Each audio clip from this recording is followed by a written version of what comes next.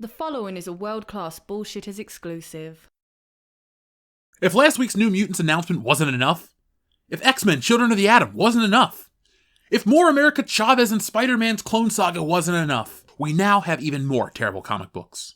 Not one to be left on the sidelines for long, DC Comics said hold my beer, thanks Tom, in an attempt to one-up everyone with Gotham High, the comic book no one asked for and even less people will buy. I just can't fathom why anyone at DC thinks that this would be a good idea. Can you? No! Folks, pause the video for a moment. Hell, wait, and I'll put up a little intermission. But I want you to Google worst fucking idea ever, and with the exception of Joe Exotic's haircut, this comic should pop up right at the top. On second thought, we don't need no stinking intermissions for the obvious, do we? No! Good. So this comic launched just like all the terrible ones do, with a trailer.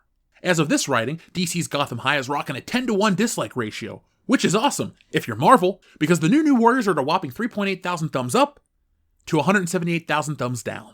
Marvel would kill for that level of muted hate. The trailer for Gotham High is less offensive than the New Warriors because it's only 46 seconds long. It's scientifically proven that 4 full minutes of this crap will bring the comic book industry crashing down.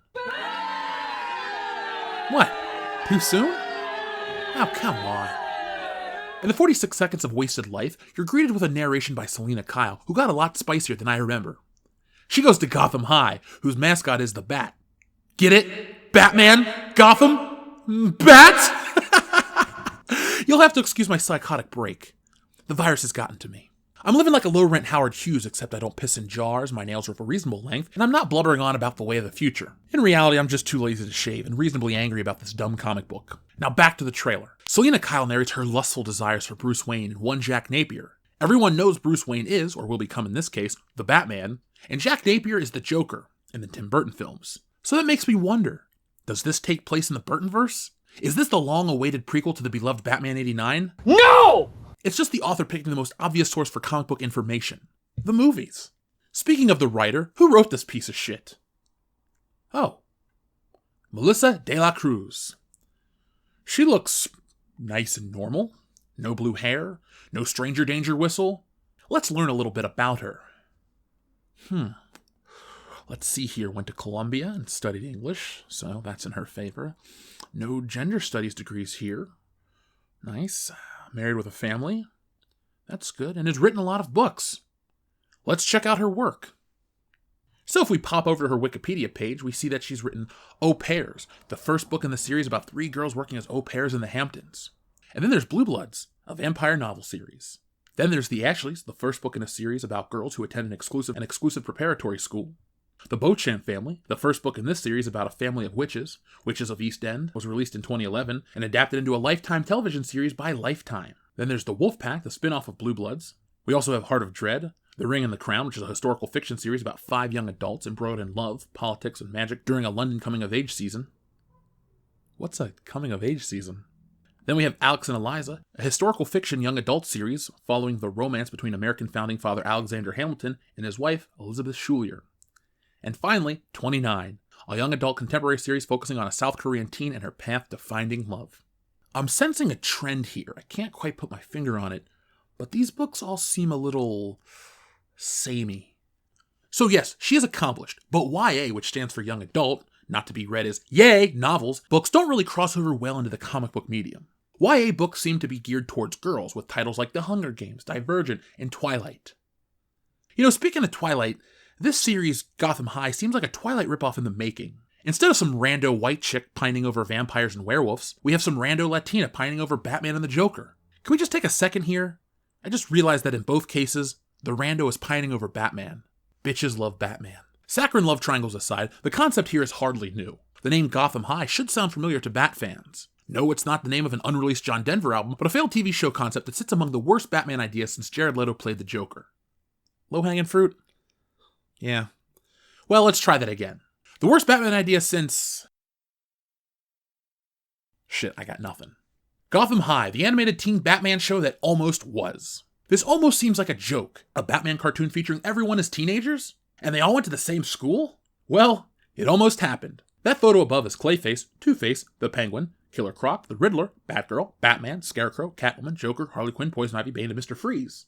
As teenagers. It's a promotional image from Gotham High, a show that was being developed by comic book artist-author team Celeste Green and Jeffrey Thomas, based on an image they sent to DC. Ultimately, it got lost in the sea of all the other Batman-related projects in the works. But they posted a bunch of images from the would-be show on their blog. And they're kind of mind-blowing. We all go through incredible changes as teenagers. Growth spurts, bad skin, a sudden insatiable need to uphold justice and avenge your murdered parents. Well, that is if you're Bruce Wayne. As if being a freshman at Gotham High wasn't tough enough, Bruce's insomnia and technological fascinations are taking their toll. Instead of spending his time studying, he's begun to obsess over an emerging personality trait: Batman. But under the watchful eye of his guardian and steward Alfred Pennyworth, Bruce is forced to put his intelligence to good use, graduating high school. But, given his classmates, can Bruce survive Gotham High? You can read more on their blog, but basically Jeff and Celeste sent an image to DC just as an idea. They loved it, they asked them to develop it, which they did, but it just got shelved. Which is surprising, considering everything Batman is always so dark these days, and this could have opened up the franchise for a newer, younger audience. In the scheme of things, this would have been a way worse travesty than something like Smallville. Clark Kent growing up in Smallville is part of Superman's history. Sure, he didn't meet Lex Luthor or Lois Lane there, but at least it was sort of trying to germinate from the comic books. Gotham High is just a complete fabrication. How did all these characters meet? Why does no one care that they had powers? Were they always bad? Or good, as it were? I guess we'll never know. Yeah, I wish we never knew. Leave it to DC to dig up some shit idea over a decade later and hope it sticks. Well, DC, it won't. Romance comics are dead.